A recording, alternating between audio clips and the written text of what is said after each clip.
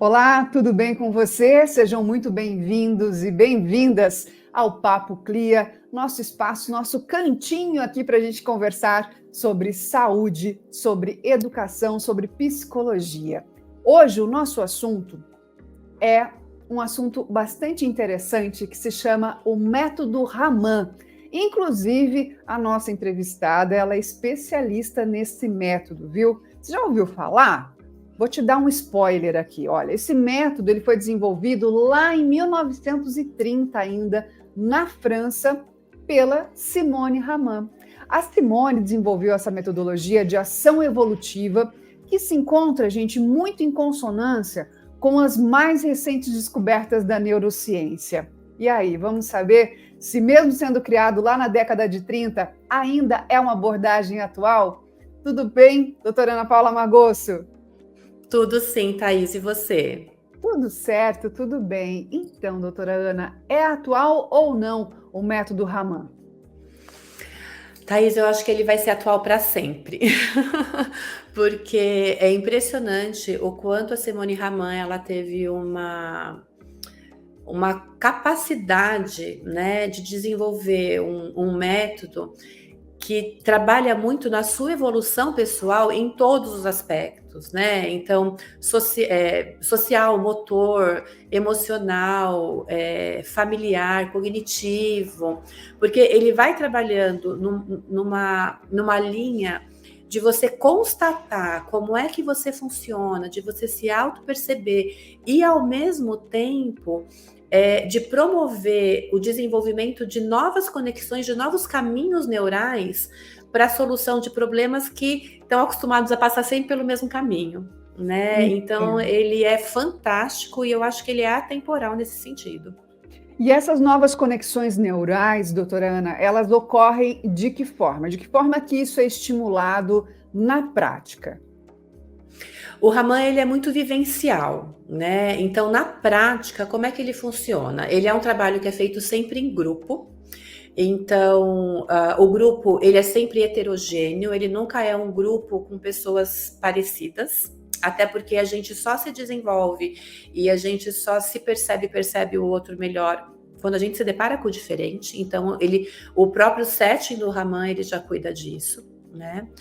E ele não é, quando você fala assim, é uma terapia em grupo, imagina, não vou, porque eu não vou falar dos meus problemas em grupo. Não é nada disso. Ninguém vai lá para falar dos seus problemas. Você vai lá para viver situações que vão desenvolver em você condição de aí sim você lidar com as suas dificuldades lá fora, né? Então, são propostos exercícios, atividades que funcionam como um recorte da realidade, né? Então, naquele exercício, naquela atividade, que é sempre com um material inusitado que você não tem na sua vida comum, né? Aquilo te provoca a necessidade de desenvolver estratégias para a resolução, né? E é nesse desafio e nessa pesquisa interna e nessa tentativa de solucionar essa situação que é proposta, que você vai se perceber e, ao mesmo tempo, desenvolver esses novos caminhos neuronais, porque a gente tende a resolver os problemas sempre do mesmo jeito, é como na vida, né? Você vai de casa para o trabalho, você faz sempre o mesmo caminho, né? Se tem um bloqueio ali, você tem que falar, puxa vida, o que eu vou fazer agora? Eu vou ter que ir por um outro caminho. E isso te leva a pensar, te leva a raciocinar, te leva a descobrir que outro caminho você pode fazer. Vamos pensar que não tem Waze, né? Vamos pensar que você tem que fazer isso sozinho. Então, e isso vai desenvolvendo, né, toda essa habilidade. Interessante. E te ouvindo falar, Ana, parece até que o método Raman é uma provocação para os dias de hoje, né? Em que a gente cada vez mais vive em bolhas, a gente cada vez menos tem paciência de lidar com o diferente, com quem pensa diferente da gente, e até, como você falou, o uso da tecnologia muitas vezes nos deixa mais preguiçosos também mentalmente nesse raciocínio. Seria uma ótima provocação mesmo, hein? Sim, o Raman ele vai muito nessa contracultura mesmo, né? E ele funciona dessa forma desde sempre, sabe, Thaís? Então, a gente vem numa sociedade onde a gente tem, por exemplo, a nossa educação, né, na escola. É alguém que te fala o que você vai aprender, é alguém que te fala o que você tem que desenhar, é alguém que conta que, olha, a árvore tem que ter o tronco marrom e as folhas verdes, né? Você tem o certo e o errado, ou você corresponde, ou você não corresponde, ou você tira 10, ou você tira 7, ou você tira 5, ou você tira 0. Então, o outro determina aquilo que você faz, e no Raman não, né? Então, o resultado do seu exercício, ele não é importante. O que importa é o que você falou, é o caminho que você vai trilhar, né? Porque é nesse caminho que você vai fazer muitas descobertas a respeito de si e a respeito do outro. Então, sim, a gente vai numa contracultura, né? Isso falando da educação. Agora, se a gente fala, por exemplo, da tecnologia de hoje, é tudo muito superficial e muito rápido, né? Tanto que os vídeos que a gente tem que fazer, os vídeos têm que ser curtos, senão não prende a atenção de ninguém, né? E o Raman, ele é um mergulho. Você mergulha na situação de uma forma profunda, para que você possa, de fato, se apropriar daquilo, se apropriar de como você se comporta mediante aquilo e de como você vai poder encontrar caminhos para solucionar. Doutora Ana, e de que maneira que o método ele é aplicado? Ele está dentro da psicoterapia ou não? Ele é um método à parte? Como é que funciona?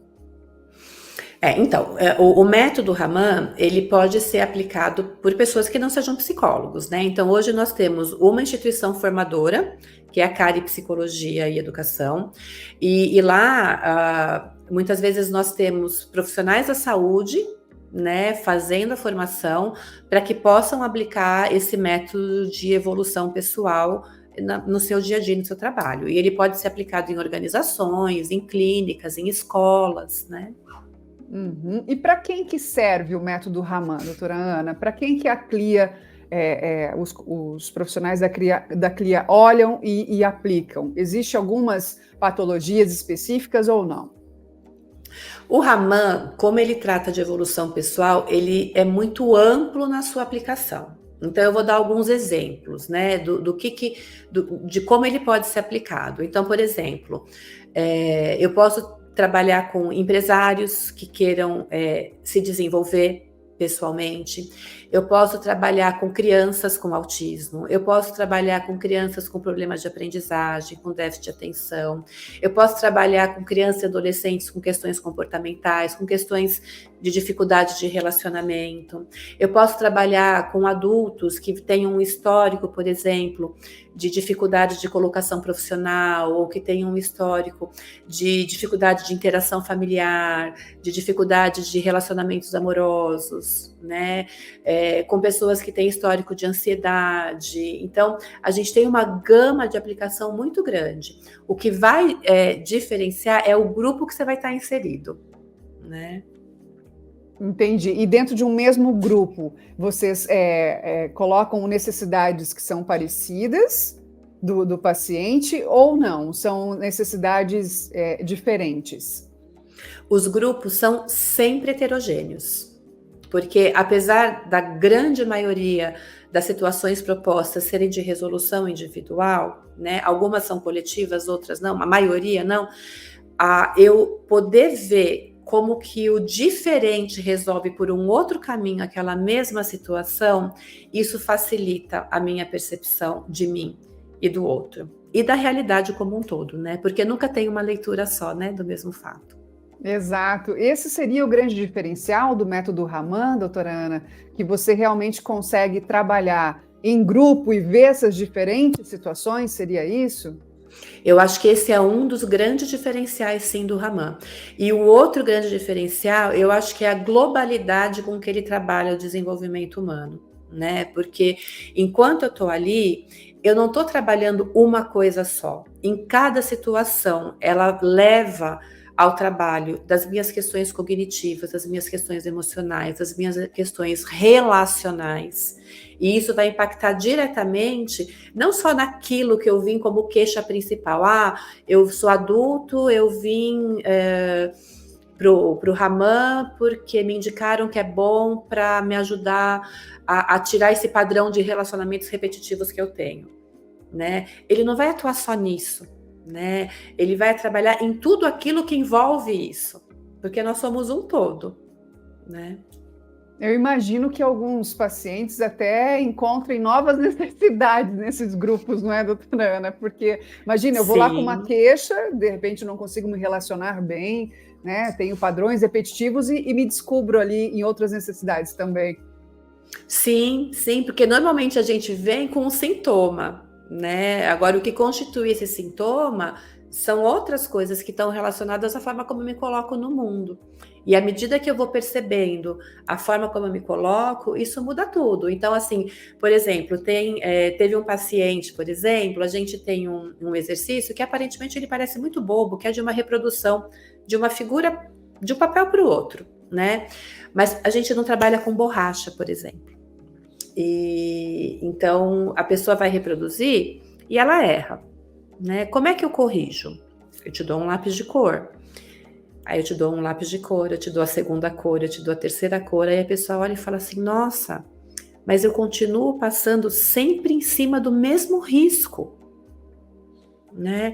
Então ela constata um funcionamento que não é porque ela não está enxergando, não é porque ela tem habilidade, tem outras coisas aí envolvidas, né? E por que eu não apago? Porque se eu apago, eu não tenho essa percepção, né? Se eu apago, é como se eu estivesse apagando o histórico, o meu histórico, a minha história, e ela faz parte de mim.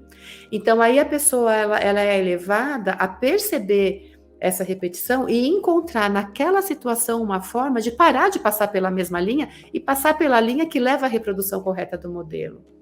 Que Né? Mas que impacta incrível! em todo um funcionamento interno, né?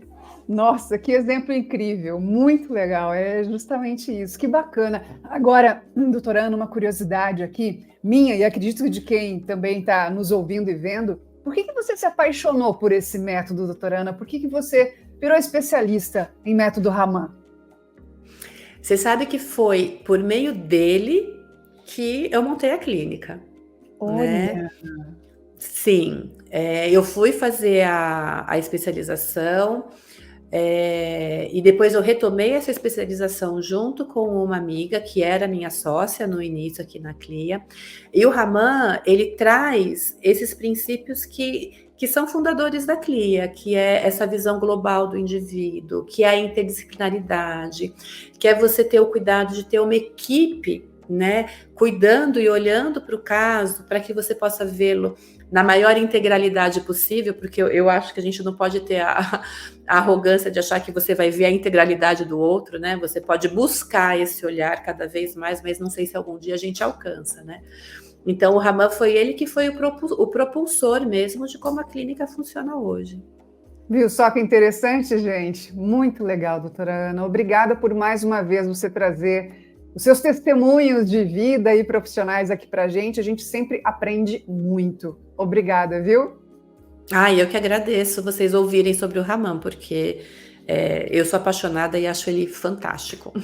Show, gente, é isso aí. Muito obrigada por você que nos ouviu aqui. Esse foi mais um Papo Clia. Para saber sobre os nossos serviços, é só acessar o nosso site www.cliapsicologia.com.br. Vem também para as nossas sedes, vem presencialmente, é isso aí, a gente gosta do contato face a face. Estamos em Santo André, Piracicaba e também em Campinas. Entre em contato conosco. Nós também estamos nas nossas redes sociais, sempre como Clia Psicologia. Um grande abraço para você e te espero no próximo Papo Clia. Tchau, tchau.